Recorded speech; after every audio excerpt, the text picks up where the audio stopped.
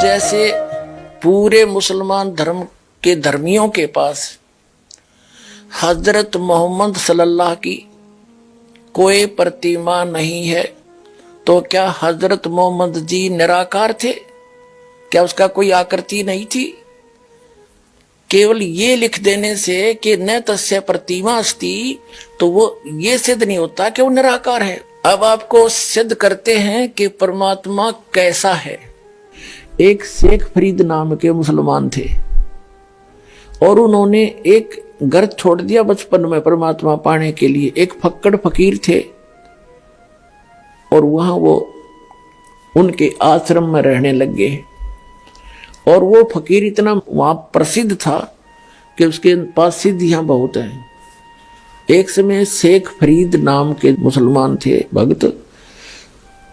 वहां क्या था कि आश्रम के अंदर 10-12 भक्त रहते थे उस संत के शिष्य।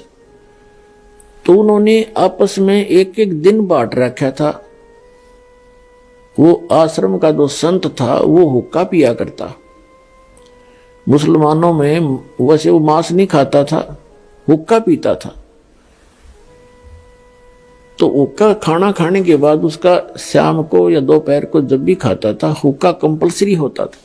तो उन्होंने सब ने अपना काम बांट रखा था। और शेख फरीद तो घर छोड़कर निकला ही नहीं था। मैंने अल्लाह चाहिए, भगवान चाहिए। और उसमें ज्ञान में बता ही दिया जाता है भाई गुरु की सेवा करे, गुरु को पूरी श्रद्धा के साथ व्यवहार रखे, गुरु शिष्य में ऐसा लगाव बन जाए, आपस में इतना प्यार बने दोनों का, मन में दोष ना रहे, तब भगवान मिलता है। तो उन्होंने इस दृष्टिकोण से कि गुरु नाराज नहीं होना चाहिए। गुरु रूठ गया, कहते हैं कबीर हरि के रूठते गुरु की शरण में जा, और कह कबीर गुरु रूठ गया तो हर ना करे साय। तो इस दृष्टिकोण से शेख फरीद ने चाहा कि परमात्मा गुरु जी नाराज नहीं होने चाहिए। भगवान गुरु जी रुष्ट हो गए तो भगवान रुष्ट हो गया, फिर मेरा इस जीवन का बनेगा क्या? इस शरीर का जो उद्देश्य मैं लेकर आया हूं वही मेरा रह गया, उसमें बाधा बन गई, तो मुझे ऐसा कोई काम नहीं करना मैंने। तो इस दृष्टिकोण से वो सच्चे दिल से गुरु जी की सेवा करता था। आत्मा से पता लग जाता है ये बालक कैसे सेवा कर रहा है, ऐसी बात नहीं। तो वो इस कारण से उसे बहुत खुश था। और आश्रम में रहने वाले दूसरे कुछ कमचोर से थे, वे गफलत कर देते थे। तो उनके मन में ये आ गया कि गुरु जी शेख इस फरीद के साथ ज्यादा लगाव रखते हैं और किसी तरह इस गुरु जी की नजरों से इस शेख फरीद ने गिरावा। अब वो इस अटकल में रहने लगे।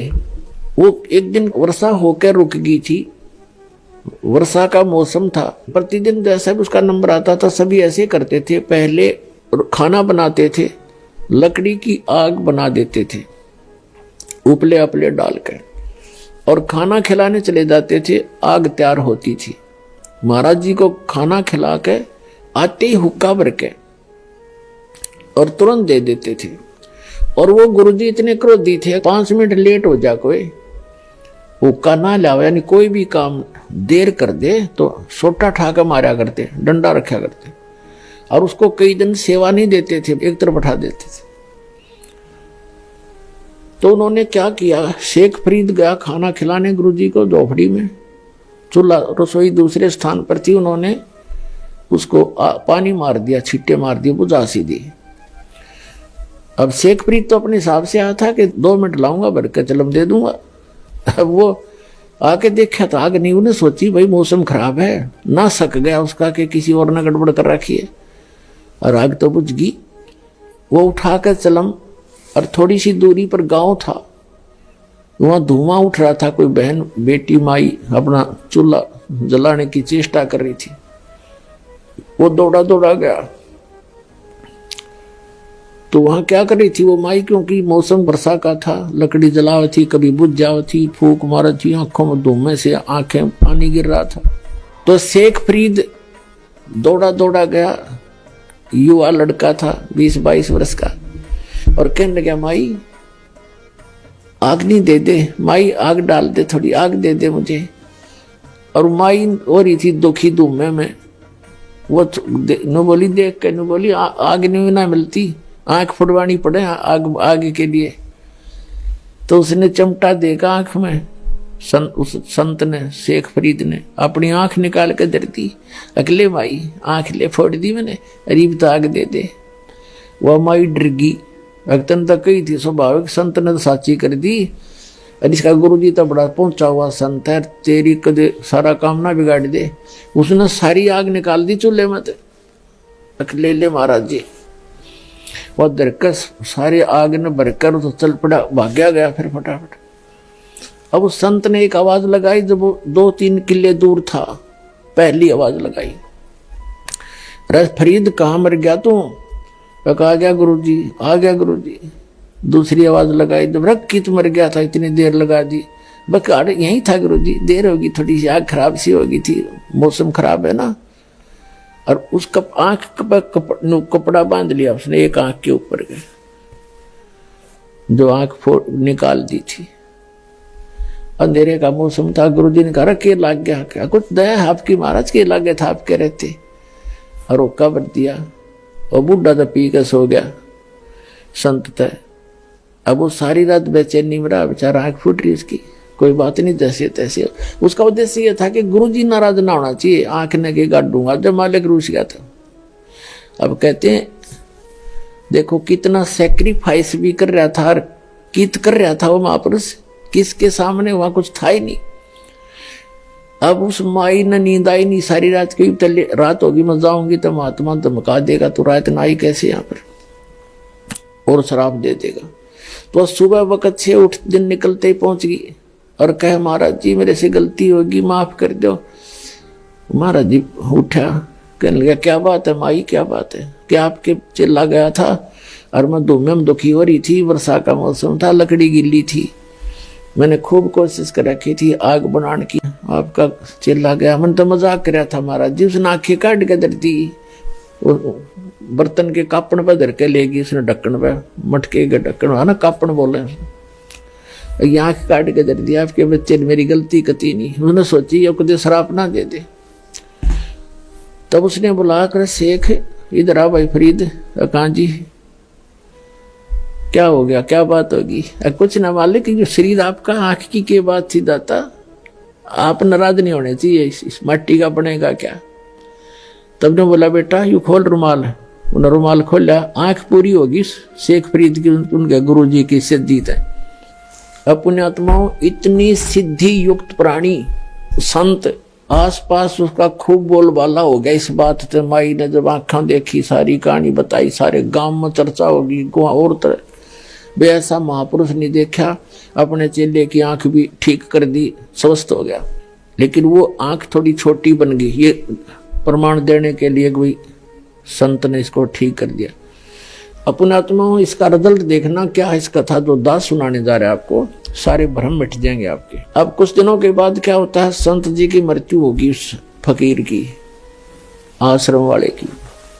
और वो चेले इस सब अच्छे चिंतित थे। एक शेख फरीद से महात्मा ज्यादा प्यार करते हैं, कहीं इसको प्रधान ना बना जाए आश्रम का। लेकिन साधु संत भक्ति के लिए निकलते हैं, आश्रमों के लिए नहीं। कुछ दिनों के बाद उसने उस आश्रम को त्याग दिया कि पर उनके गुरुजी ने क्या बता रखा था कि बेटा ज्यादा से ज्यादा तप करो, और तपस्या ज्यादा करने से जितना शरीर को कष्ट दोगे उतना भगवान आपको मिलेगा और दर्शन देगा। अब देखो कमाल की बात है, सबके साथ ऐसे कर रखा काल ने। आप किसी हिंदू यानी सनातन धर्म के व्यक्ति ने पूछ कर देख लो भगवान कैसा है, कहते निराकार है। और किसी ईसाई को पूछ कर देख लो कैसा है गॉड इज फॉर्मलेस, भगवान निराकार है।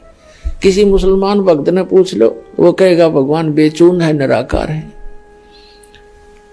और तो क्या हुआ, शेख फरीद ने सोचा गुरु जी का आदेश है, वे जितना घना तप करेंगे भगवान मिलेगा। तो उन्होंने कहते हैं 12 वर्ष में 1.25 मन यानी 50 किलो अन्न खाया। 12 वर्ष, एक वर्ष में 365 दिन, और 12 वर्ष 12 से गुना कर लो, और एक दिन की एवरेज निकाल कर देख लो 50 किलो कितने दानों का आटा इससे आता है। 10 ग्राम नहीं आओ एक दिन में, इतना आहार कर किया उसने कुल। 12 वर्ष में, और तपस्या करी, शरीर कति सूख का कांटा हो गया, अस्थि पिंजर शेष रह गया, और कुएं में लटका करते थे और कष्ट देने के लिए ऊपर पैर बांध लेते थे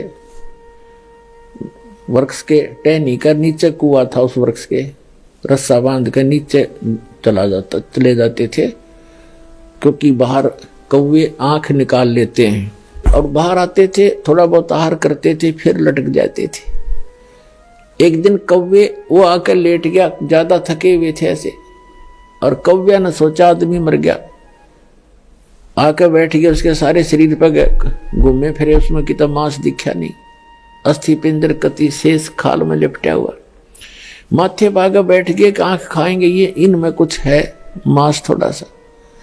तब शेख फरीद ने कहा कि भाई कौव्यो, मेरी आंख ना खाइयो, मेरे शरीर पर कहीं मांस हो तुम वैसे खा लो, मेरी आंख छोड़ दो, मुझे परमात्मा के दर्शन करने हैं, आंख खराब कर दोगे तो मैं भगवान के दर्शन नहीं कर पाऊंगा। तो वो जब बोला तो कौवे उठ गए कि तो जीव है, जीवित है व्यक्ति। अब उसने ये सोचा कि भी अगर बाहर रहूंगा तो कौवे खत्म करेंगे मेरे को, आंखें भी खत्म कर देंगे, फिर मैं कति कंडम हो जाऊंगा, और भगवान मिले नहीं और शरीर अंत होने को हो गया। वो इस दृष्टिकोण से फिर दोबारा धीरे धीरे पैर बांधे रखे थे, सहज लटक गया कि अब तो मर के निकलूंगा इसके अंदर से, या तो भगवान मिल जाएगा ना खत्म। अब वो परमात्मा आके खड़े हो गए उस कुएं के ऊपर और रस्सा पकड़ के उसको बाहर निकालने लगे। कबीर परमेश्वर अल्लाहू अकबर। तो शेख फरीद ने कहा कि भाई कौन है, मेरे साथ शरारत मत करे, क्योंकि पहले वो ऐसे कुएं में लटक रहे होते थे तो बच्चे आते थे, उसके रस्से न डंडी तो घुमा देते थे। शेख फरीद कभी इधर लगता था कुएं में, कभी इधर लगता था, और वो ऐसे कर लेता था। अब बच्चे हैं, छेड़छाड़ कर चले जाएंगे थोड़ी देर में, वो एक बार धक्का के भाग जाते थे। उसने देखा कि इसने तो मैं बाहर ही निकाल लिया, उन्होंने सोचे अच्छा नालायक आदमी आया, तो उसने कहा भाई मुझे छेड़ मत। शेख फरीद कहता है भगवान से कि मुझे ना छेड़, और तू अपना काम कर, मैं अपना काम कर रहा हूं। तो परमात्मा ने पूछा आप क्या कर रहे हो महात्मा जी? कि मैं परमात्मा के दर्शनार्थ, परमात्मा के पाने के लिए, भगवान को देखने के लिए, परमात्मा का दीदार करने के लिए और साधना कर रहा हूं। तो परमात्मा ने कहा कि जिस भगवान की तू साधना कर रहा है, पहले तो यह साधना ठीक नहीं तेरी। परमात्मा ने कहा कि मैं हूं वो अल्लाहू अकबर। शेख फरीद ने सोचा तो कति पाड़ी टकराएगा, तो निरा निकम्मा आदमी है, अपने आप को भगवान कहता है, फिर भी साधु अपने भाव से बोला करते हैं। तो शेख फरीद ने कहा कि भाई ऐसे ना बोल, तुझे पाप लगेगा, भगवान दिखाई थोड़ा ही देता है, भगवान तो बेचून है, निराकार है, और आदमी भगवान नहीं हो सकता। तो परमात्मा ने कहा कि भले आदमी, तुम्हारी थ्योरी क्या और प्रैक्टिकल क्या कर रहे हो तुम? एक तरफ ते कह रहे हो कि भगवान बेचून है, निराकार है, दिखाई नहीं दे, और ऊपर से नहीं, उसके दर्शनार्थ में प्रयत्न कर रहा हूं। खाक देखेगा जब निराकार है तो क्या देखेगा, कुंडले डोरा है। तो शेख फरीद ने सोचा भाई आदमी तो काटेगा ही, तो बात तक कही सही इसने, पर मन में जो हमारा धारणा काफी समय से बैठी हुई होती है, उसके आधार से सोचा कि भगवान तो खरी नहीं होगा, लेकिन बाखबर पूरा है तो आदमी ठीक लग गया। या बस एक के सेकंड में समझा दी, क्या करें गामकार ज्ञान का तो चमका ऐसा लग गया करें। एक का चोट से धारी आदि मिलन दाचा, उसकी एकदम बुद्धि घूम गई। अगर सचमुच एक तरफ तो हम निरा बेचून बताओ, और फिर उसके दीदार के लिए प्रयत्न कर रहा, दर्शनार्थ, भगवान ने देखूंगा, भगवान पाऊंगा, निराकार का पाओगा क्यों? तो फिर तो उसने उसके यह बात समझ में आ गई, नो के नो पैर पकड़ दिए, लटके ने बोला महाराज मैंने रास्ता बता दे, मैं तो परमात्मा के लिए अगर छोड़ कहा था, आज तक मैंने तो शरीर का विनाश कर लिया, पर मालिक आसपास नहीं मिले। तब उसने बताया परमात्मा ने कि भाई इस तरह तो लाख वर्ष कर ले तो भी तरह भगवान निकट नहीं आ सकता। वह विधि मैं बताऊंगा, मेरे पास है बच्चा, साधना करनी पड़ेगी, जब वहां जब उसकी प्राप्ति होगी। तब उसने धीरे धीरे कहने लगे थोड़ा बहुत आहार भी करना चाहिए, इस शरीर के साथ इसी दुश्मनी मत करो, बड़ी मुश्किल से मिलता है यो। इसमें कहते प्रथम अंदर संयम राखा, योग युक्त सब सतगुरु वाक है। गीता अध्याय नंबर 6 के श्लोक नंबर 16 में कहा कि अर्जुन, ये योग ना तो ज्यादा खाने वाले का, ना बिल्कुल ना खाने वाले का, ना ज्यादा सोने वाले का, ना कति घना जागने वाले का कभी सफल नहीं हो सकता। प्रथम अंदर संयम राखे, योग युक्त सब सतगुरु वाक है। यानी पहले खाने पीने पर संयम करे, इतना भी नहीं खाओ दड़ी पक्का खा लो फिर अंगड़ाई टूटे, जा भक्ति कैसे करेगा। और बिल्कुल भी ना खाओ फिर भक्ति बने को ना, पेट इकट्ठा हो जाए। अंदर संयम रखे, सीमित खावे, जिससे भक्ति भी बने और आलस भी ना छावे। तो शेख फरीद का फिर मोक्ष हुआ जब कबीर परमात्मा उसको मिल गए। देखो पुणात्माओं, दर्शन करना भगवान का कोई और बात है, परमात्मा के लोक में स्थायी स्थान पाने से हमें मोक्ष होगा, तब हमारा छुटकारा होगा, उसकी विधि है। जैसे भगवान शिव के साथ पार्वती माता उनकी पत्नी सदा साथ रहा करती, रोज दर्शन कराया करती, और उसका मोक्ष ना, उसको मंत्र मिला।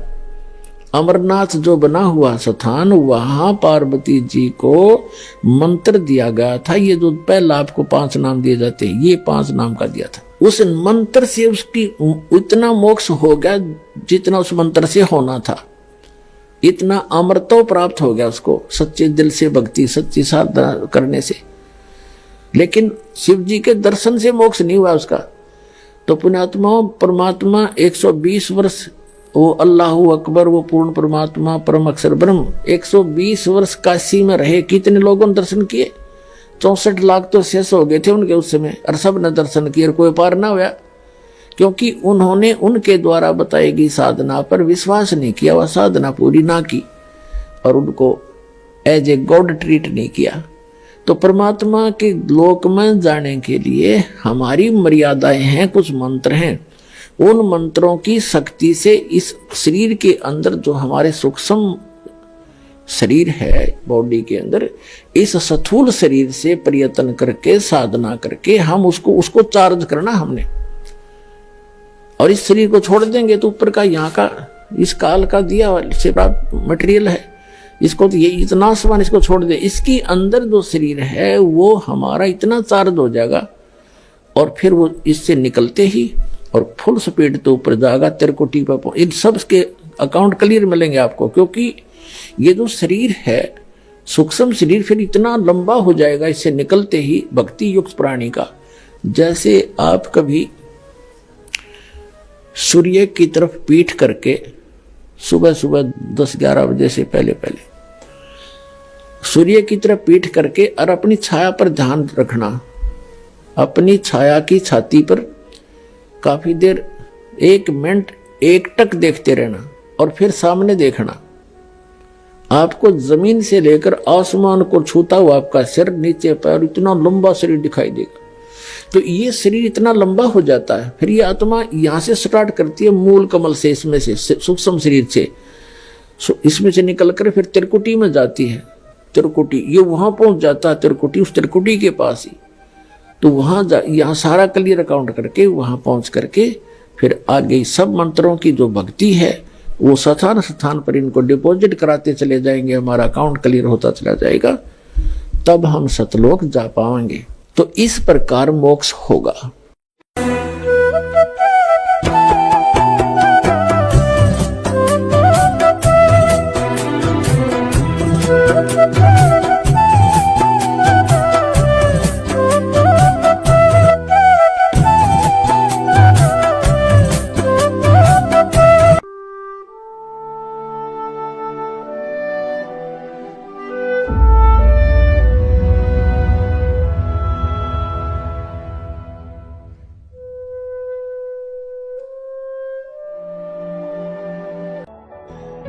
देखो कहते हैं गरीब को ना सताना, आपकी ये हालत हो जाएगी, क्योंकि वो तो जीवित श्वास है, आत्मा से उसका कनेक्शन है, रो रहा है, उसकी आत्मा दुखी है, तो उसको जरूर प्रतिफल मिलेगा, 2 दिन पीछे मिल जाएगा।